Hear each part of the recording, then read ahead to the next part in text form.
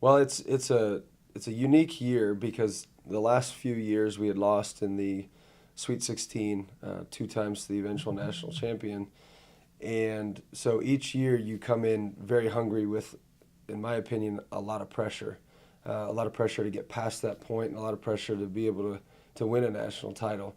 Last year we achieved that. So this year that pressure kind of goes away. Although from the outside looking in, it seems like there's more pressure. There's actually less, and so we have to find that hunger. Make sure that we don't get complacent. Make sure we continue to build. As far as the expectations and being number one in the country, I think that helps with recruiting. I don't necessarily think that it's an indicator as to who's going to be there at the end of the season. And so our kids need to understand it's a process, and every day you get a little bit better, just like we've done every single year, and try to maintain that hunger. We've seen it in the preseason. They've been hungry. We've had a good preseason. We do have a lot of returners and competitive kids, so hopefully we'll see that come November. Well, the three guys that we lost were exceptional leaders. That'll be one of the more difficult things to replace. We lost Zach Schneider, Anthony Woods, Devontae Mosby, all led in different ways, but all had been in the program for 2 to 3 to 4 years and understood the expectations that I had for the kids in our program.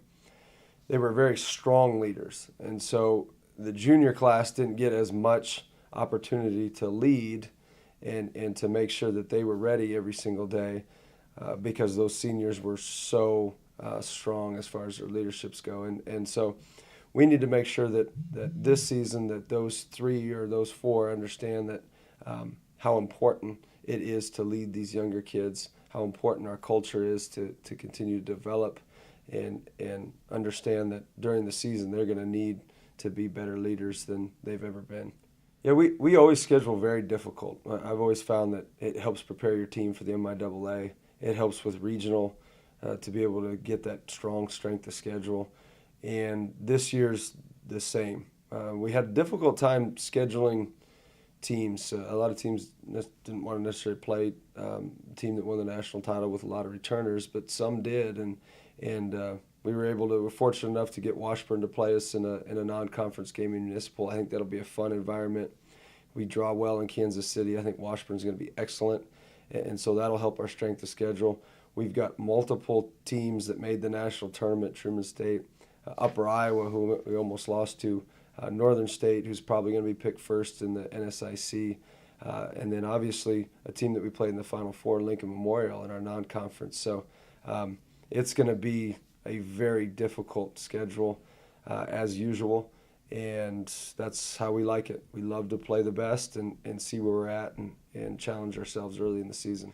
Well, two ways. First off, we are going to enjoy it. We're going to make a trip out of it. It's going to be fun. Cameron Indoor Stadium, obviously we've seen that on TV quite a bit. We understand the history. We understand Duke basketball, and we're very honored to be able to play in that and see that whole environment.